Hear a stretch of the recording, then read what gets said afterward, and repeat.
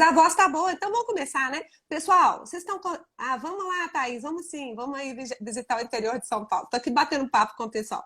Bom dia, Débora, bom dia, Tito. Então, olha só, a imagem do Júlio tá ruim para vocês? Ou só para mim? Porque outro dia eu não via ninguém na hora do Instagram, mas as pessoas estavam vendo, as pessoas estavam vendo. Bom, enfim, tá meio ruim a imagem, mas vamos, que ouvir a gente está ouvindo. Tá melhorando aos pouquinhos. Agora eu já consigo te ver. Pois é, pois é. Então vamos lá, Júlio, bom dia. Ó, gente, vou primeiro apresentar o Júlio. É Júlio César Mourão Almeida. Ele formou aqui na UFMG, eu também. Pós-graduado em Direito Notarial e Registral comigo. Então, eu já conheço o Júlio há mais tempo, né? Certificado em TI também, na OSINT, não sei o que é isso. Eu não tenho nada de TI, sabe, Júlio? Corretor de imóveis, avaliador credenciado no CNAI e exerce advocacia na área de direito imobiliário desde 2006. Sócio fundador do escritório Candioto Fonseca Mourão, hoje Candioto Vale. Muito bem. Então, Júlio, melhorou! Gente, que coisa doida! Agora tá ótimo! Agora essa imagem está ótima. Então, bom dia, bem-vindo aqui ao Café com Letícia. Um prazerão estar aqui com você hoje. Como eu já falei, né, o Júlio eu já conheço já tem uns anos. Eu acho que foi nosso aluno em 2016? Foi 2016? Foi 2016. Acho que foi. 2016. Olha só, e agora ele voltou e ele é nosso mentorado aqui na nossa regularização de imóveis, né? Na nossa mentoria do zero à regularização de imóveis. Mas aí ele já chegou todo animado, mas, gente, é aquela coisa, né, Júlio? Novidade todo dia, né? Então vale a pena sempre estar retomando. Sem dúvida mesmo. Uhum. Bom, Fala um pouco pra gente, Júlio, da sua trajetória, como é que você entrou no mundo da regularização? primeiro, bom dia a todos que estão aí assistindo, né? Eu comecei logo que eu me graduei em Direito, eu sempre atuei na área de Direito Imobiliário, só que eu comecei atuando mais na advocacia contenciosa. Eu advogava para algumas incorporadoras, eram mais processos de massa. Enfim, fiquei durante um tempo advogando no contencioso mesmo, propriamente dito. Logo depois eu fui evoluindo um pouco, eu passei para processos estratégicos, mas tudo sempre ligado a incorporadoras, construtoras. Enfim, minha carreira sempre andou ali lado a lado direito. Na verdade, se eu for até um pouco antes, quando eu trabalhei em vara de fazenda pública municipal, enquanto estagiária ainda, eu cuidava muito da parte de desapropriação na segunda vara de fazenda pública municipal aqui do TJMG enquanto estagiário. Então, eu acho que isso começou até um pouco antes de eu me formar. Mas aí eu comecei, eu avancei um pouco na carreira de advocacia, eu fundei um escritório junto com dois amigos. Esse escritório ele foi crescendo, crescendo, e nós começamos a ocupar um lugar, um bom lugar no mercado. Mas apesar de eu gostar da matéria de direito, eu sempre ficava um pouco frustrado com o processo contencioso, porque demorava muito tempo, né, as respostas, às vezes o resultado do trabalho não dependia do nosso esforço, e sim da vontade ou do entendimento de outras pessoas.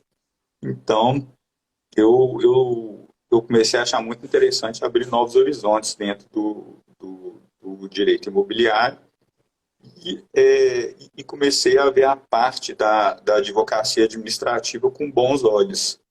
E a partir de então eu fiz cursos, fiz o curso até com a Letícia, uma pós-graduação que foi muito legal para mim, foi muito importante na minha vida, e sempre investindo nessa área, sempre tentando atualizar, e aqui, mais uma vez, fazendo a mentoria, super satisfeito, pegando várias novidades, aprendendo muito a cada dia. Muito bom, é isso mesmo. Eu gostaria de falar também, gente, eu também atuei, né, antes de passar no concurso, 1000 anos atrás. Não, na verdade, você sabe, então 15 anos no cartório do Barreiro, né? Fiz esse ano. 15 anos. Então, quando eu atuava também antes, né? Eu ficava horrorizada. Eu falava assim, gente, eu nunca mais vou conseguir me livrar desse caso, não é possível. O tempo ia passando e o caso ia continuando, eu ficava desesperada, porque eu sou aquela pessoa um pouco ansiosa. Não sei se vocês reconhecem, né? Que eu sou uma pessoa um pouco ansiosa. E aí caí, né, nessa questão de cartório, que eu já contei para vocês, mais ou menos, né? Eu não sou de área de cartório, eu fui procuradora do município de Belo Horizonte, então a gente também atuou, né, nessa área de tributos municipais e de questões municipais um tempo, e depois fui procuradora da Fazenda Nacional 14 anos antes de passar no concurso. E realmente, gente, quando a gente vai para cartório, a gente vê que aquela realidade acontece aqui todo dia, entendeu? O direito se concretiza nos cartórios. É uma coisa linda. E é rápido, né, Júlio? Que é bom. O bom é que é rápido. Porque às vezes me liga um advogado. A semana passada me ligou um. Letícia, tenho que te falar a ótima notícia. Vai sair aquela uso campeão. Demorou um pouco. Eu falei, demorou quanto? Um ano. Oh, que beleza. Um ano, gente, demorou. Isso aí é porque demorou, porque já teve outras mais rápidas, né? Olha só que coisa boa esse feedback que a gente está tendo, né, Júlio? E a questão do uso campeão, você também atuou? Eu vi que você gosta de falar um pouco de uso campeão também. Sim, o uso campeão foi interessante porque eu comecei a atuar em uso campeão antes mesmo da Lei 11.977, que entrou em vigor em 2009. Então, eu peguei esse início. O uso capião, além de existirem várias espécies de uso capião no ordenamento, o processo em si era extremamente complexo, moroso, qualquer irregularidade gerava uma nulidade lá na frente. Então, quando eu comecei a atuar, eu nunca tinha pegado eu demorei muito tempo para pegar uma causa do zero, aquela causa que a ação que a gente ajuiza e chegar até o final. Isso aconteceu muito depois da minha vida. Foi até um dos motivos que me incentivou muito a tentar me aprofundar o conteúdo no direito mais administrativo, né, em contraposição ao contencioso, mas a gente teve uma evolução muito grande a partir da vigência do novo Código de Processo Civil. Eu acho que foi o grande marco ali para o uso campeão, e essa grande mudança é exatamente uma facilitação para que esse procedimento seja feito de forma extrajudicial. E depois vieram algumas normas regionais regulamentando aqui no TJMG. No TJMG foi o provimento conjunto número 93, eu acho. Primeiro foi o 260, né? O 260 foi o primeiro código de normas, e agora a gente está no 93, que foi no meio da pandemia. Que veio no meio da pandemia. Exato. Mas antes era muito complexo, porque havia por parte dos registradores um certo temor, né, daquilo para realizar o procedimento. Era uma novidade ali, esse poder quase que jurisdicional de poder mudar a propriedade de alguém. Então eram feitas exigências que eram completamente inviáveis na prática de serem implementadas. Com a evolução, saíram normas do CNJ, o próprio TJMG fez uma série de melhorias nas normas internas, e o procedimento hoje em dia é um procedimento muito mais célere, muito mais seguro, muito mais barato, né? E que a gente consegue ter um resultado, como você falou há pouco tempo, num tempo extraordinário. Um ano, em termos de processo contencioso, às vezes não é o prazo nem para citar as partes, dependendo da situação. Nem estabilizou a relação jurídica processual ali, né? Então, quando a gente vê um caso sair do zero e chegar à solução em um ano, é um ganho inquestionável, é muito bom mesmo. Agora, essa lei está excelente de trabalhar com ela, fazer uso campeão, desde que você preencha os pré-requisitos, né? Desde que você faça a sua parte, desde que você seja cuidadoso ao selecionar os documentos, instruir o procedimento, deixou de ser uma dor de cabeça, algo muito complicado, para virar uma coisa que você consegue chegar à solução em, às vezes, menos de um ano, né? Pois É, é, não, eu já tive um caso que foi o nosso recorde aqui, gente. Claro, né? Teve tempo aqui no cartório, que aqui no cartório a gente demora mais ou menos um mês para lavrar uma ata notarial, né?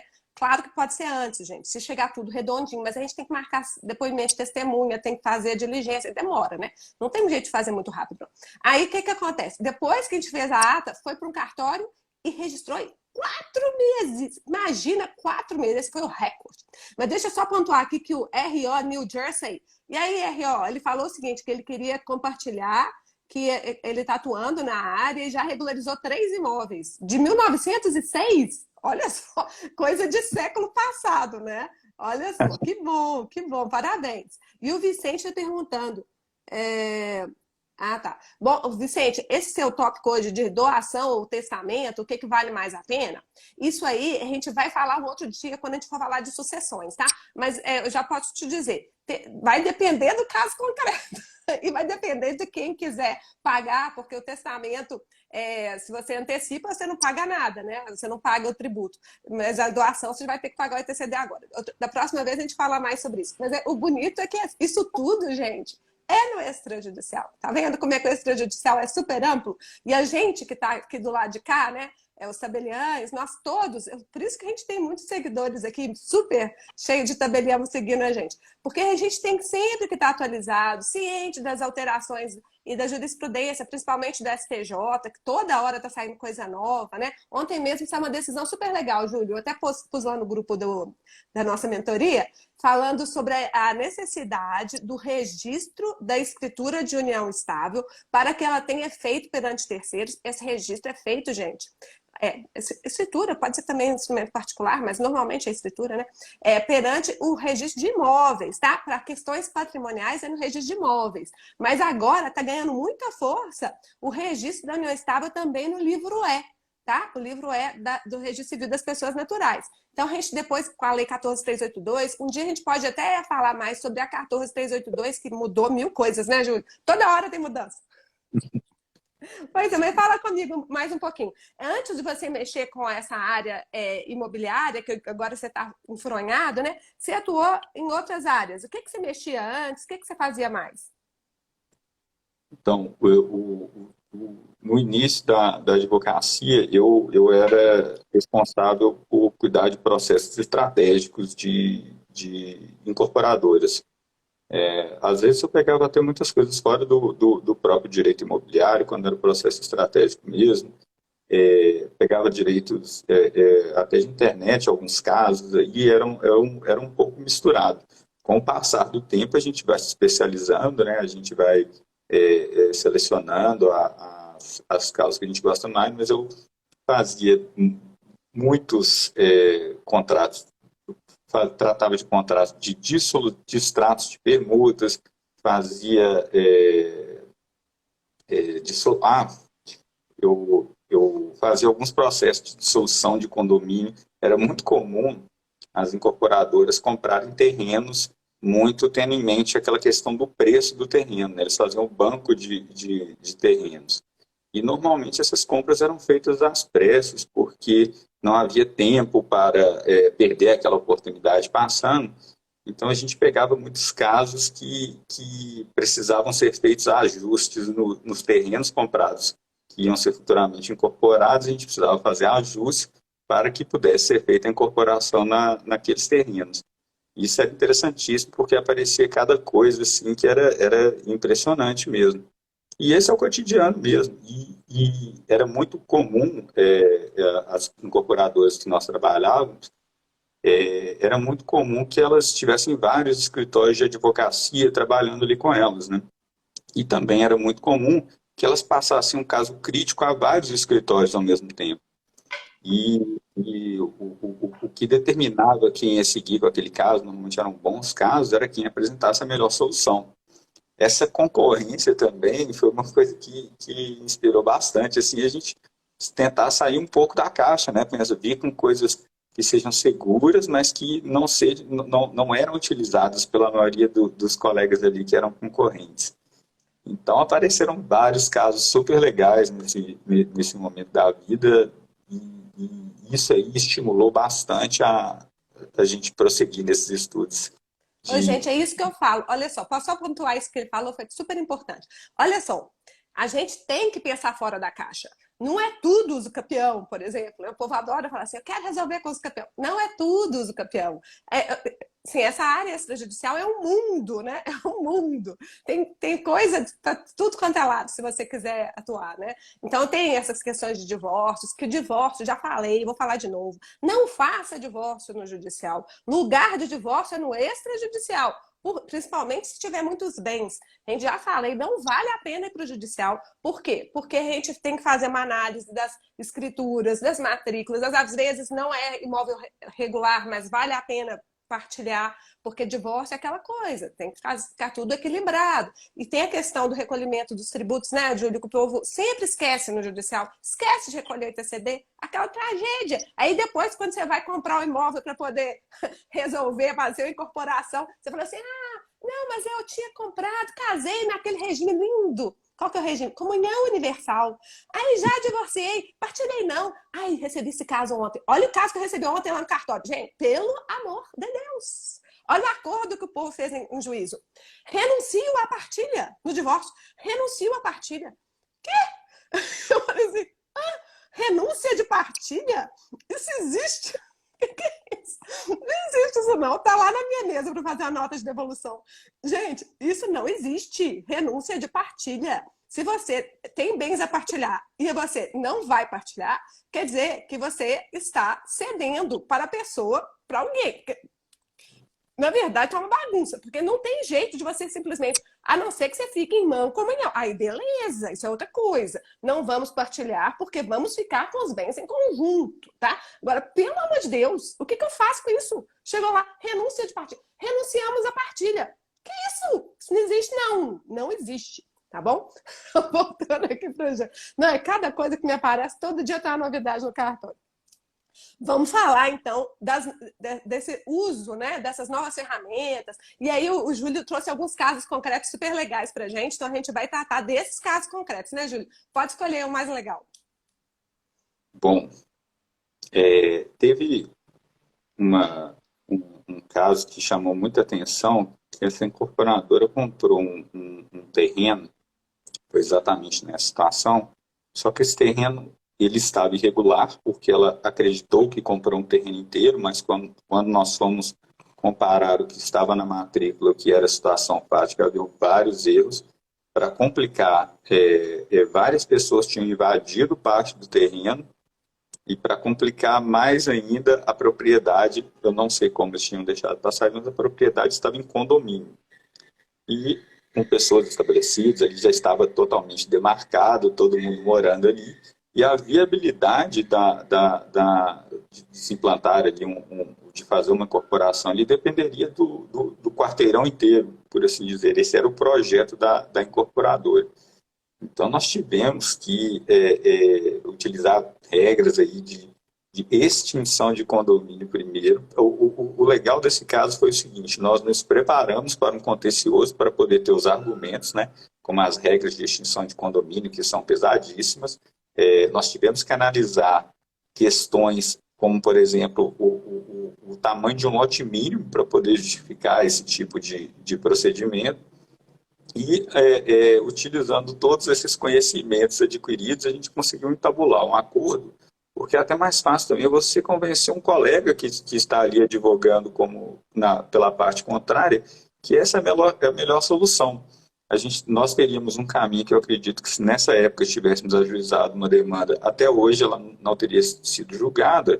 Em contrapartida, como nós pegamos todas as abordagens deste caso e encaminhamos para um acordo, porque soubemos argumentar ali, né, nós conseguimos apresentar argumentos sólidos, foi feito um acordo e todas as partes ficaram satisfeitas. Então, é um caso de aplicação prática assim, que me chamou muita atenção. Ele aconteceu logo no início dessa minha mudança de atuação. Gente, olha, vamos pontuar isso também. Mediação. Eu amo mediação, conciliação. Gente, advogado, hoje em dia, tem que tentar resolver problemas sem mexer com o judiciário, né? Não é, a ideia é essa, Júlio. Por quê? Porque se você conseguir resolver sem mexer no judiciário, olha só o tanto que você está poupando de tempo e de dinheiro, né? Então, olha só, uma briga vai levar anos e anos e se fosse relativo a esse imóvel, talvez eu tivesse pedido uma oportunidade. A gente em Belo Horizonte aqui está no limite do limite para poder aproveitar a legislação anterior, por exemplo, né? Se tiver uma briga, você pode desistir que não vai para frente. Então, é a conciliação, a mediação, a justiça multiportas, isso é o caminho e advogado futuro, não apenas o futuro já chegou, o advogado que é o melhor advogado é aquele que dá conta de apresentar soluções e até dar um choque de realidade na pessoa, né? Fala assim, olha, a gente está aqui para propor um acordo, então a gente pode resolver assim, ou então a gente pode ir para uma briga judicial que vai levar, aí é indefinidamente, porque pode ser 20 anos, pode ser 30 anos. Quando briga, eu estou com um caso da família, que é um inventário com briga. Não é família próxima, não, é uma prima. Coitada. Aí ela me ligou, Letícia, mas já tem um ano que isso... um ano? Inventário na justiça? Ô, minha filha, deixa eu te dar um choque de realidade. Inventário com briga vai demorar uns 20. Aí ela, não, pelo amor de Deus. Eu falei, ué, é a realidade. Inventário na justiça já é lento. Aí você vai, entra com briga. Vai lá, grava aqui e não sei o quê. Imagina. Não termina nunca. Mas voltando aqui para o Júlio. Então, esse caso foi super legal, vocês conseguiram resolver na mediação e deu certo, fizeram o empreendimento, tudo. Sim, hoje o prédio já subiu 100%, já foi 100% vendido há alguns anos, inclusive. Tinha uns investidores americanos nesse empreendimento, eu achei super interessante a abordagem dele.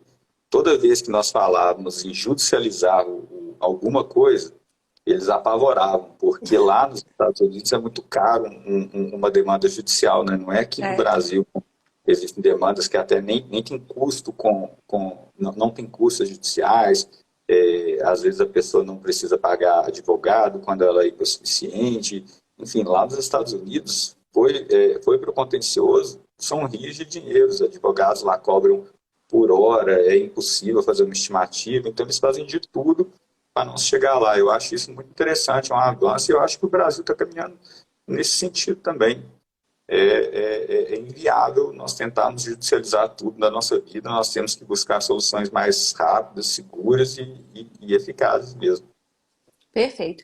Então vamos para o próximo. Então esse aí já deu certo, é questão você teve que examinar a 6766, então, para ver a questão da metragem, para ver como é que foi isso? Você teve que estudar a lei de loteamentos, nesse caso aí da dissolução do condomínio? Sim. Nesse caso da dissolução do condomínio, a gente, como haviam várias pessoas aglutinadas ali em uma área pequena, nós desde o início presumimos que haveria uma incompatibilidade com o tamanho mínimo dos lotes ali em caso de divisão, né? Em caso de fazer um desmembramento, ou seja, qual fosse a solução na hora. Então, desde o início foi possível a gente desenhar uma estratégia pensando nisso. No nosso caso, a parte que nós estávamos representando, ela tinha uma porção muito maior do terreno, já com algumas benfeitorias, apesar de que elas seriam demolidas. Então, ela era uma parte que tinha capital para poder bancar eventual, para poder comprar a parte das outras pessoas, né, caso necessário. Mas as pessoas sabem disso, as pessoas também contratam advogados, então estavam tentando negociar essas partes por valores que não correspondiam à realidade, né? Valores completamente fora do mercado. Então nós conseguimos apresentar uma proposta e mostrar que o outro lado seria muito pior para todo mundo. Então, no final das contas, foi um caso de sucesso, todo mundo ficou muito feliz.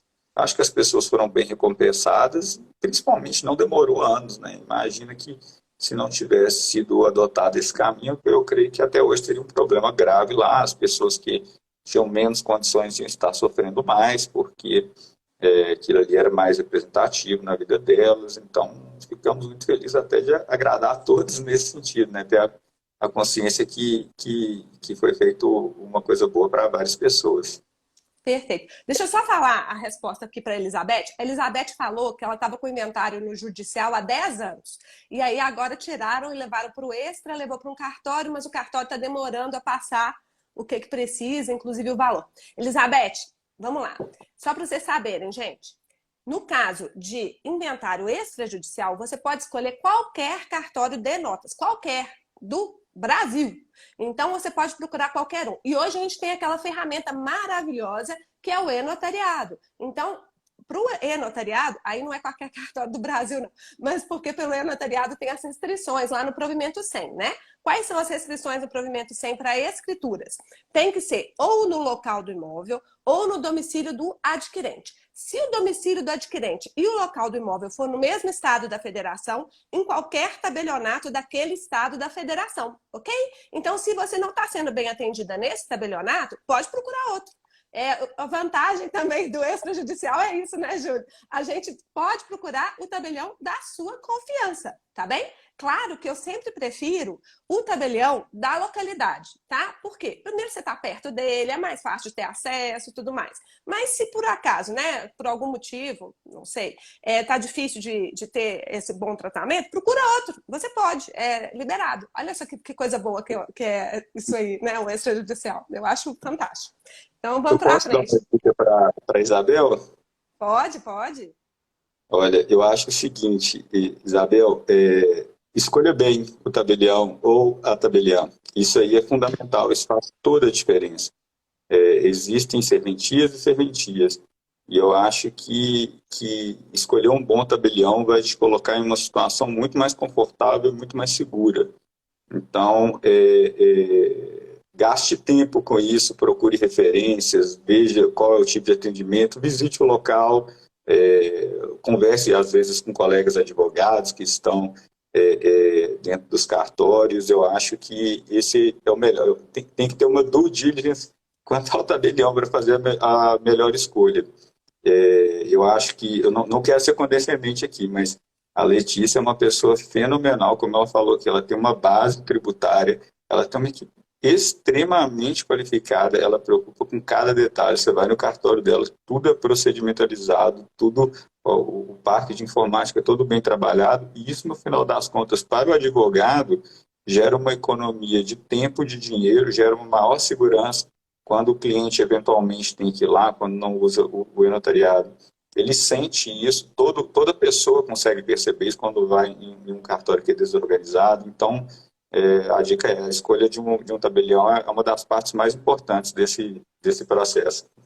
Eu vou agradecer o elogio, mas a verdade, gente, graças a Deus, os nossos tabeliães aqui de Minas estão sempre preocupados em melhorar. A gente tem sempre um treinamento que a gente dá, né? Os cursos de notas que a gente chama o pessoal. Então, tem um colégio, que eu sou até presidente, né? O Colégio Registral de Minas Gerais, que a gente está sempre proporcionando cursos, debates. A gente tem a comissão de anunciados. Então, assim, a ideia é ter uma uniformidade. Eu sei que, claro, né? A gente tem que ir lá e conhecer mesmo o cartório. É isso que o Júlio falou. Conhece o cartório, vê se eles gostam dessa área, se eles estão preparados para essa área, porque é muita novidade mesmo, gente. Então a gente tem que estar sempre, sempre, sempre estudando.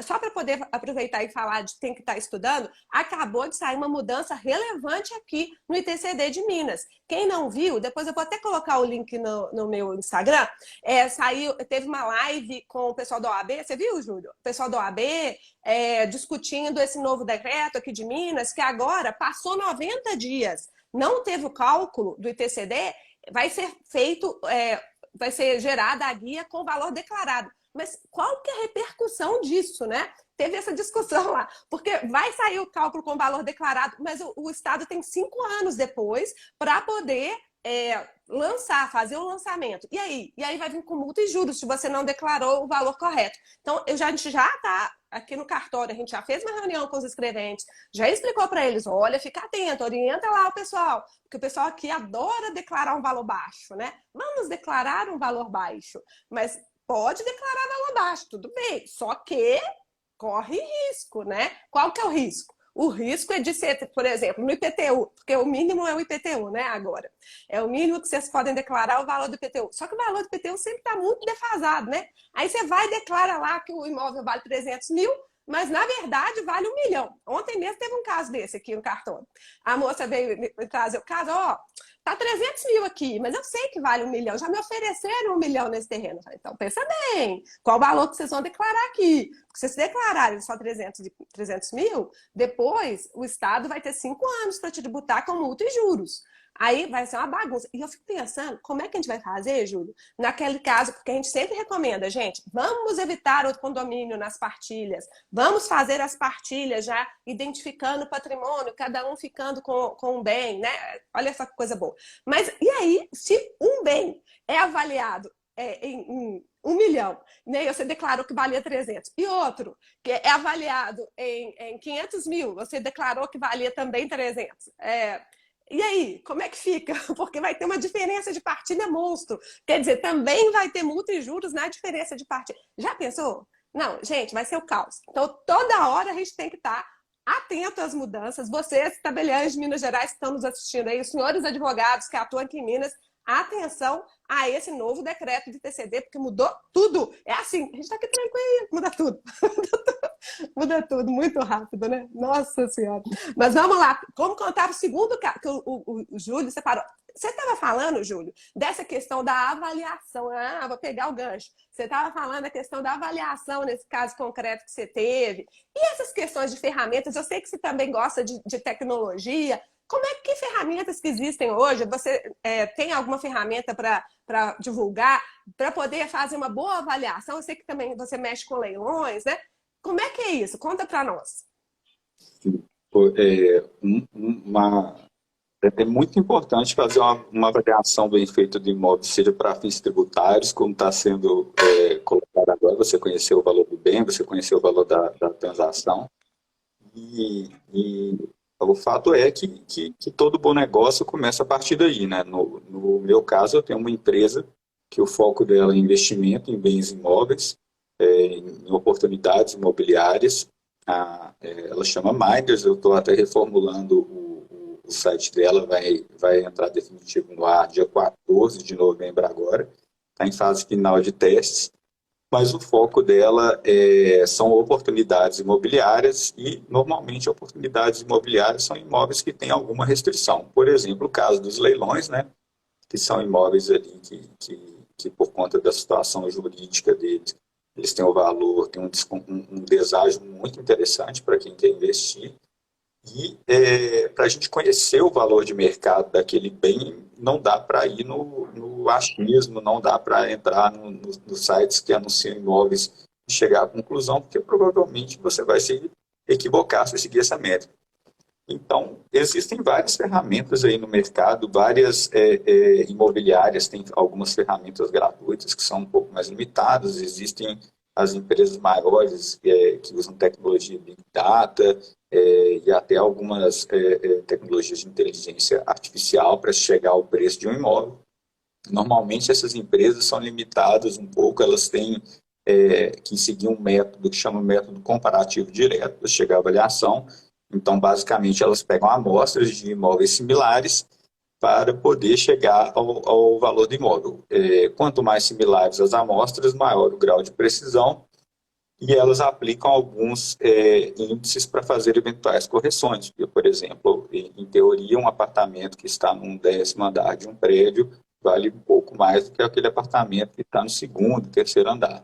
Um apartamento que está de frente para uma praça, uma praia, um parque, ou tem uma vista muito privilegiada, vale mais ou menos. Então, são aplicadas algumas métricas aí, para se chegar ao valor mais preciso possível.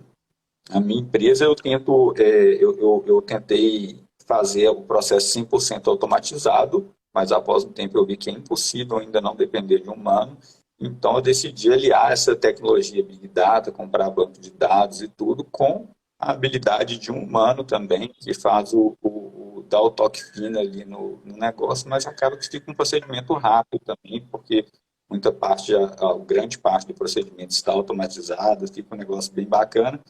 E a gente analisa essa propriedade sobre a ótica do investidor, né? Sobre a ótica de quem quer comprar um imóvel, até quanto vale a pena, já considerando aí que você terá que pagar tributos de transmissão do bem, considerando que você às vezes vai ter que assumir dívidas vinculados a esse imóvel, considerando que às vezes precisa fazer uma reforma, às vezes precisa tomar alguma providência administrativa junto à prefeitura. Então, a gente tenta avaliar isso tudo para chegar ao valor do imóvel. Não, então, peraí, deixa eu entender. Então, tem um programa que avalia todas essas variáveis? É tipo um programa de due diligence? Como é que funciona? É isso que você está explicando? É um software que já contém todas as métricas, né, muito vinculada a uma norma que é a NBR 14653, que é a norma que disciplina essa questão, mas também tem um humano ali, um avaliador de imóveis inscrito no CNAI, que é o órgão que cadastra esse tipo de profissional, que opera esse sistema. Nós tentamos aliar as duas, não só o sistema, porque na internet existem muitas informações, né? É um mundo de informações. Existem as informações boas, existem as informações ruins, existem as informações equivocadas. Às vezes uma pessoa vai anunciar o imóvel dela no site, no Zap Imóveis, por exemplo, ela quer anunciar por 1 milhão, está um pouquinho distraída na hora, coloca 10 milhões, então ele vira um outlier, não pode ser considerado em hipótese alguma. Às vezes é uma pessoa que está vendendo em uma situação excepcional, ela precisa do dinheiro muito rápido, então ela joga o preço lá embaixo.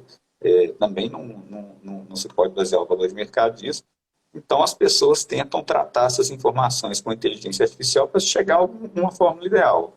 Mas eu particularmente eu acompanho esse tipo de tecnologia no mundo inteiro e nunca vi uma que fosse 100% segura, que desse um embasamento bom. Então, a nossa pegada é exatamente tentar automatizar tudo o que possível, mas sempre tendo uma pessoa com conhecimento técnico adequado ali para poder conferir, para poder acrescentar, para poder aplicar um índice correto, poder individualizar aquilo o máximo possível. Ótimo. Então, e isso agora vai entrar em vigor vai ser lançado dia 14 de novembro? Exato. Então, exato. Tchan, aguardem. Vai ser um instrumento muito legal para quem mexe com leilões, ou então até para quem precisa saber. Eu mesmo estou na dúvida, eu estou querendo vender o meu. Aliás, gente, aproveitando, estou querendo vender meu apartamento aqui em Belo Horizonte. Quanto vale o meu apartamento? Gente, eu fiquei chocada. Veio os corretores aqui, não sabe nada. Não é por nada, não. Coisa terrível. Aí fala assim, vale X. Aí o outro, vale Y. Gente, pelo amor de Deus, eu quero saber quanto vale meu apartamento. Eu não sei quanto que vale meu apartamento. Então, isso aí, eu acho que vai ajudar até para essas coisas, né? Claro que vai ter um custo, né, Júlio? Mas isso aí, eu acho que para quem mexe, na verdade, nem é só custo, é investimento, gente. Due diligence para quem mexe com imóveis não é custo, é investimento, não é? Sem dúvida mesmo, sem dúvida. E gera argumentos para a venda também, né? E argumentos concretos, exemplos. Informação não quer demais, informação é tudo. É o maior poder do momento. Pois é. Vamos contar mais um caso, então? Depois você vai mandar para a gente poder divulgar essa ferramenta, então, dia 14, né? 14 de novembro. Tá bom. Assim que estiver pronto, eu mando sim. Então tá, jóia. Vamos para mais um caso, então? Vamos. Bom, teve há pouco tempo, agora no início da pandemia, até uma pessoa próxima, que é juiz do TJMG aqui, estava querendo adquirir um imóvel para moradia, procurou um imóvel, gostou do imóvel e tudo. Uma incorporadora de renome, assim, uma incorporadora que é especializada em imóveis de luxo, com uma reputação muito boa. E eu acho que até pela amizade, eles falaram assim, dá uma olhada para ver se você acha alguma coisa, mas sem ter expectativa nenhuma, por ser uma incorporadora há muitos anos no mercado, com um nome excelente, falou, faz uma avaliação, faz uma due diligence para mim, para ver se eu estou fazendo uma compra segura mesmo. Então, num caso como esse, que já é um profissional que tem um conhecimento avançado do direito, a gente tenta cercar de todas as áreas mesmo. Então, de todo tipo de certidão possível e imaginável da incorporadora, até certidão do próprio condomínio. Consultei o CNPJ do condomínio, consultei todas as ações, eventuais ações trabalhistas, Enfim, aquela consulta bem completa mesmo, até certidão de não tombamento em um bairro que era impossível de ter tombamento, nós pedimos. Mas, para nossa surpresa, quando eu fui analisar a matrícula do imóvel, tinha lá uma hipoteca no valor de 10 milhões de reais. 10 milhões de reais. E um caso que chama atenção é que essa incorporadora, claro, como a matrícula é um documento padrão ali, que é impossível você não analisar ela a fundo, eles enviaram a matrícula, foi a primeira coisa que essa pessoa olhou, foi a matrícula, só que não tinha o registro da hipoteca nela, era uma matrícula mais antiga, eu acho que devia ter uns, sei lá, uns 120 dias, 90 dias que essa matrícula tinha. Então, eu recomendei, falei assim, não, vamos pedir uma matrícula atualizada, não dá para dar sorte ao azar. Não precisa, está muito recente, é desse ano aí.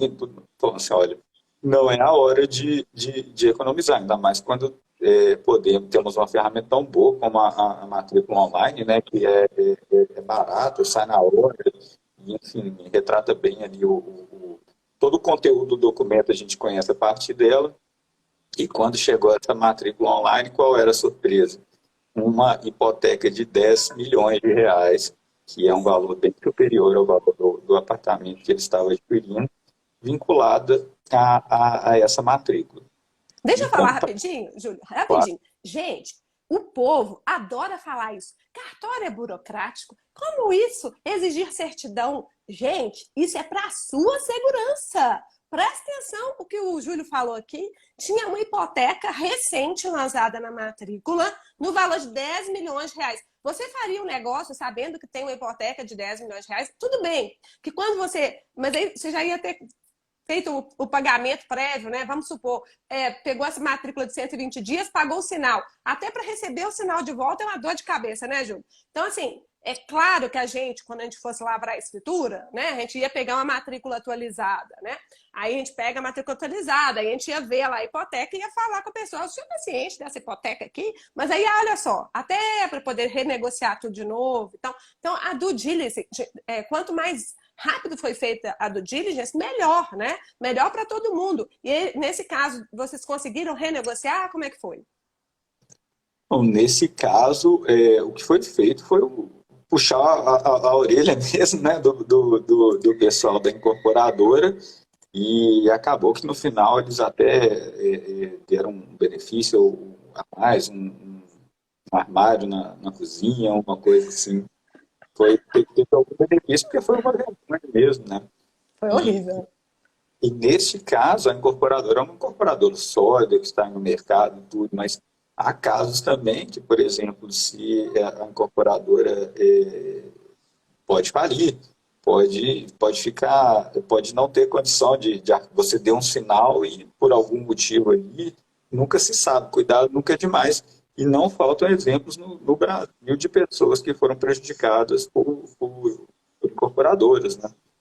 É verdade. Então, Não, tanto de caso que eu estou tendo aqui, até tive um outro dia, que foi judicial, claro, né? Autorizaram lá os promitentes compradores a ficar com o imóvel e eles mesmos continuaram a construção, uma confusão, tudo caro, né, gente? Então, assim, às vezes a pessoa comprou aquilo para investimento e aí foi tudo por água abaixo, porque demora. Então, a gente tem que analisar direitinho. E esses cuidados básicos, primeiro cuidado, olha a matrícula, como o Júlio falou, tem essa matrícula de mera visualização, que sai automático, você pede, já sai na mesma hora.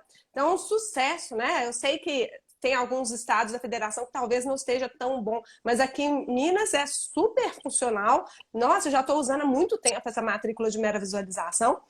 Acho que vocês têm, quem não conhece ainda, sai automático no site aqui em Minas, é no site da CRI, né? Que é a Central do Registro de Imóveis aqui de Minas Gerais. Vale a pena demais, tá? E só para contar um outro caso engraçado, porque ele falou que você era um juiz de direito, tá, gente? Um juiz de direito que procurou, quer dizer, não é gente que não conhece, né? Então ele fez toda essa análise, pediu a um advogado para fazer a due diligence. Imagina se todo mundo fizesse isso, que sucesso que ia ser. Mas eu também tenho um caso engraçado para contar, que uma amiga minha da Receita Federal ia comprar um imóvel, sabe? Receita Federal. Aí ela me pediu para eu tirar certidões. Ela normalmente, aqui no cartório a gente oferece, né? Para tirar certidões antes de lavrar a escritura. Aí a gente estava lá tirando as certidões, tiramos todas e falei assim, a da Receita não está saindo, você já tirou aí? Aí ela falou assim, não tirei não. Eu falei, ué, não tá saindo. Porque vocês sabem, gente, quando não sai a certidão da Receita, é porque tem algum problema. Pode ser um problema pequeno, pode ser um problema grande.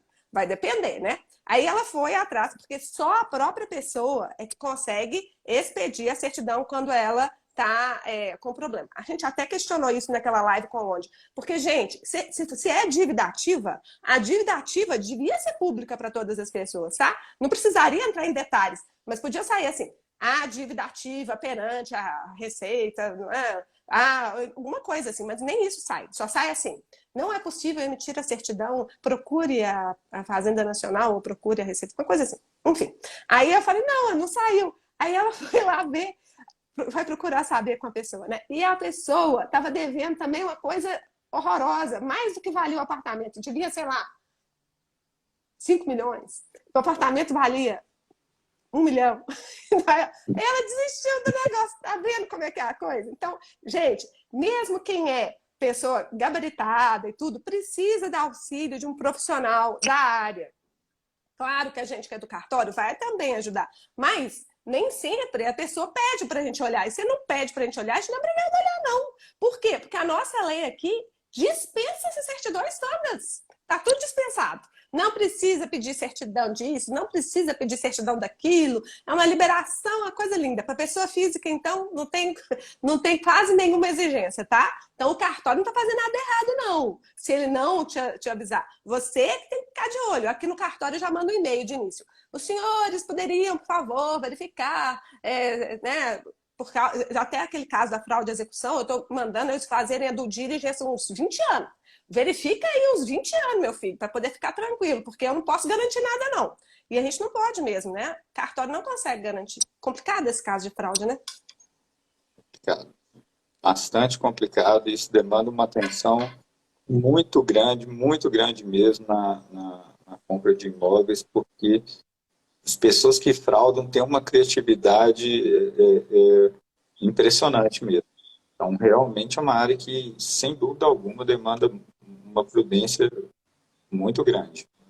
É isso aí. Gente, antes de passar para o próximo caso, o Genildo está pedindo para esclarecer sobre o ITCD. O ITCD em Minas Gerais teve uma alteração semana passada. Tem até uma live no site da OAB, tá bem? Da OAB aqui de Minas, sobre essas alterações. Depois eu vou tentar colocar o link aqui no Instagram, tá, Genilson? É só isso. É que mudou tudo, Genildo.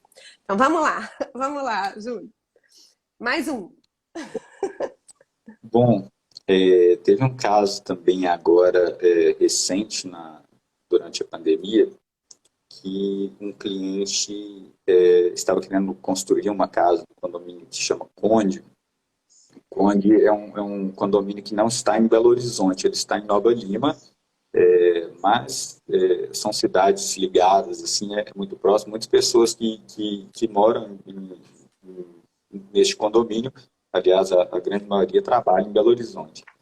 Mas é um caso muito peculiar pelo seguinte: ele negociou o preço do terreno com o vendedor e pediu para eu fazer a análise e já tinha me alertado que poderia ter alguma pendência. E nós começamos a fazer a due diligence desse imóvel e chamou a atenção o tamanho do problema. Tinham 3 processos de uso capião vinculado, tinha processo ambiental, tinha até criminal, teve desdobramento ali. Era tudo quanto é coisa. E era um processo que ainda está ativo. Esse processo tem mais de 35 anos de tramitação e ainda não terminou de citar todas as partes. A Nossa, gente olha será, que o gente? processo é uma aula de direito, porque vários advogados de renome já passaram por ele. Nesse processo é questionado contrato de gaveta, dá para fazer um curso só lendo nesse processo. Tem, tem falsificação de assinatura, tem contrato de gaveta, tem em documentos que, notadamente, que são forjados com o famoso a grilagem, né? Colocar um documento para ele parecer antigo, coloca dentro da gaveta e põe um grilo ali, e fala que Nossa Senhora. dá um aspecto mais antigo, assim. Enfim, tem sessão de posse de contrato particular, tem sessão de posse de escritura, tem questionamento de falsidade de escritura, tem um cartório aqui em Minas Gerais, que eu não vou falar qual, mas que tem uma má fama, por assim dizer, não sei se à época o tabelião que estava lá fazia isso, mas existe a Só fama. para esclarecer, a maioria desses cartórios que tinha problema, e tinha problema mesmo, tinha uns que a gente falava, ih, veio de lá de onde? Eu nem aceitava. A maioria desses já perdeu a delegação, viu, gente? Perde mesmo. E tá certo, tem que perder. Porque cartório tá aqui para dar segurança jurídica, não é ficar envolvido em coisa errada, né? Então tá certo. Mas isso é coisa rara, viu, gente? É raro. A maioria dos tabeliães nunca tiveram problema, mas eu sei que, infelizmente, um ou outro sempre tem uma maçã podre, né? Mas a questão é essa. Esses aí que tinha, já perdeu a delegação, a nossa corregedoria está atuando sempre fortemente e é isso mesmo que tem que fazer. Gente, quem quer trabalhar com tabelionato ou com registro tem que ser bom, tem que ser... até por causa disso que eu fiz a tal da ISO, né, anticorrupção aqui no cartório, foi um sucesso, anti-suborno. Fui o primeiro cartório do mundo que preocupou com isso, que eu saiba, né? Então a gente tirou essa ISO e depois, claro, que o pessoal também tirou. O Fernando lá do primeiro registro de imóveis, que tem todas as ISOs, ele tem essa também agora. Porque eu falei assim, tirei antes de você essa. Foi só uma que eu consegui tirar antes dele. Mas então, vamos lá. E aí, nesse caso, claro que ele desistiu, a pessoa desistiu ou não desistiu? Foi à frente assim mesmo, mas negociou melhor? Como é que foi? Nesse caso, ele era um terreno muito peculiar, sim, ele tem uma vista muito bonita e ele decidiu prosseguir com a compra. Porém, com esses argumentos, sabendo da possibilidade ali, de mesmo que remota, de ter uma decisão desfavorável em um processo judicial, conhecendo todos os meandros ali da operação, ele decidiu prosseguir com a conta, mas ele conseguiu convencer o proprietário que aquele imóvel, por estar irregular, tinha um valor de mercado muito abaixo do que estava sendo pedido.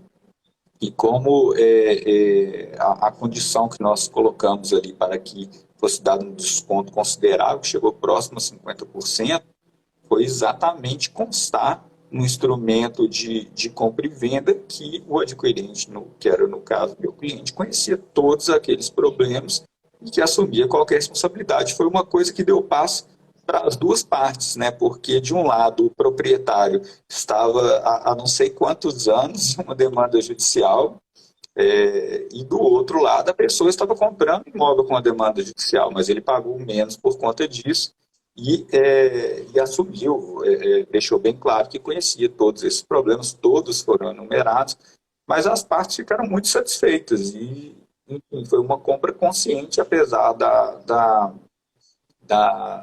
pendência, mas a parte economizou mais de 500 mil reais com essa due diligence aí. É isso aí, gente. Não quer dizer que a due diligence vai sempre impedir o negócio, não. Mas vai fazer com que você dê aquele passo ciente dos riscos. E é isso que a gente quer. A gente sempre fala assim, ó, é assim.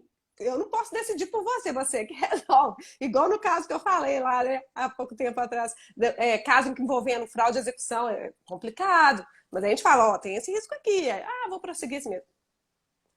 Quem sou eu para proibir, né? Não posso proibir, mas tem o risco. Então, faça do diligence. A nossa recomendação é faça do diligence direitinho.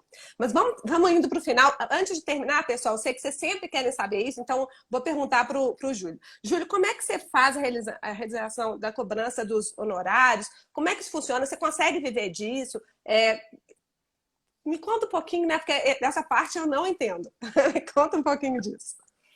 Não, normalmente a compra a cobrança dos honorários é feita em percentual sobre, alguns colegas fazem sobre o valor total do bem imóvel, eu prefiro muitas vezes fazer sobre o percentual do benefício adquirido pela pessoa diretamente, se tudo colocado em cartório, em contrato para ficar muito claro.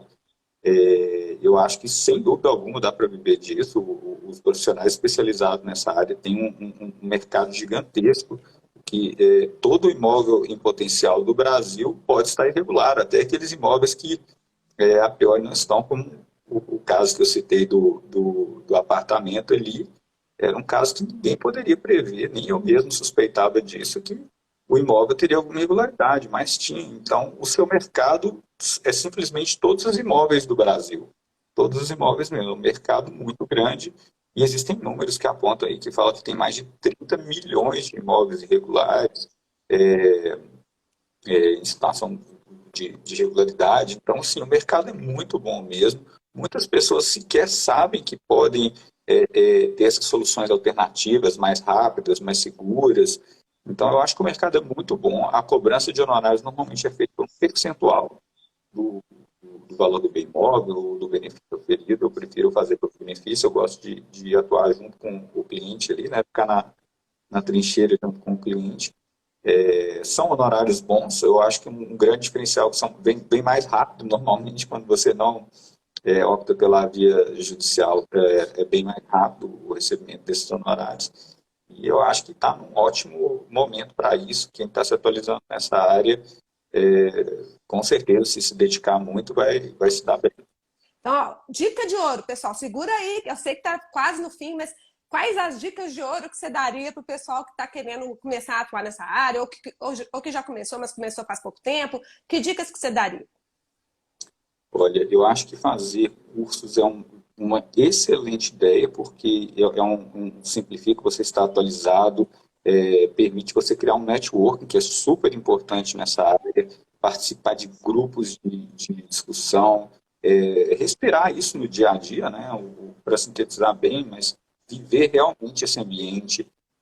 Acho que a pessoa deve usar muito a tecnologia, nós falamos de alguma coisa aqui hoje, como, por exemplo, a matrícula online, usa o Google para fazer suas pesquisas, tem muitas ferramentas legais. É, Sempre se atualize. A Letícia, só hoje eu até perdi a conta de quantas coisas novas ela trouxe, às vezes coisas que eu ainda nem tive tempo para estudar, eu anotei aqui, quando acabar eu vou estudar isso sim, porque são matérias muito importantes.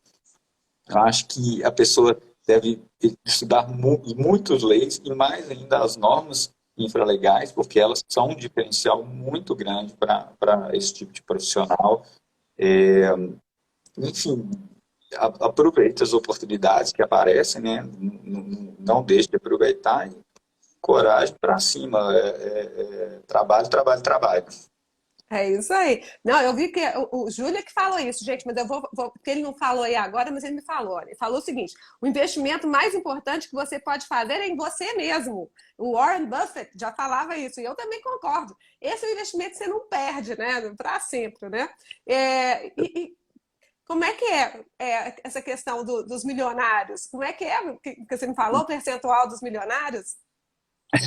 O Warren Buffett mesmo, ele é o investidor de mais sucesso de todos os tempos, né? Eu gosto muito das frases dele, e ele sempre fala que investir em imóvel a chave do sucesso para ganhar dinheiro, apesar de que ele investe muito em ações. Ele tem uma frase muito bacana que ele fala assim: se você não encontrar um jeito de ganhar dinheiro enquanto dorme, você vai trabalhar até morrer.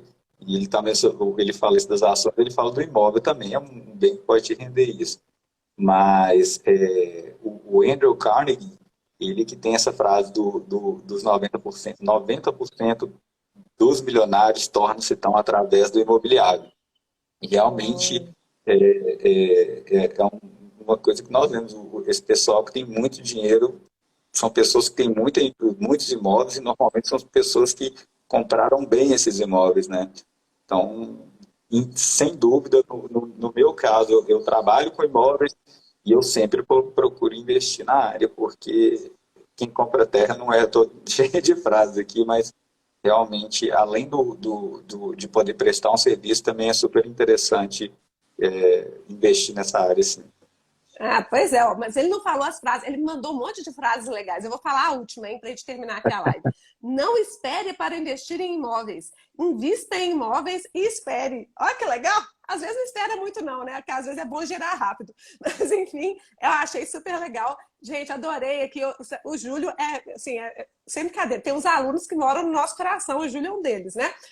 Sem brincadeira, eu fico muito feliz de ter podido estar aqui com você aqui hoje. E queria agradecer. Eu acho que enriqueceu muito para os nossos ouvintes, né? E pode se despedir, por favor?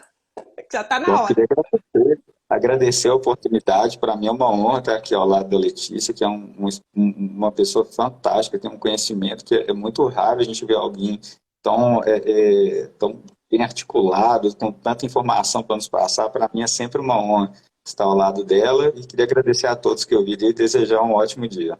Ótimo dia para vocês, pessoal. Beijo e até sexta. Essa semana vai ser sexta, tá? Porque segunda eu não pude, né? Então a gente vai repor na sexta, ok? Obrigada, Júlio. E ó, a ferramenta nós queremos, hein? Estamos de olho na ferramenta. Tanto de gente pedindo aqui a ferramenta, dia 14. Tá bom? Pode deixar, tá prometido. Abraço. Tudo de bom. Até mais, pessoal. Tchauzinho.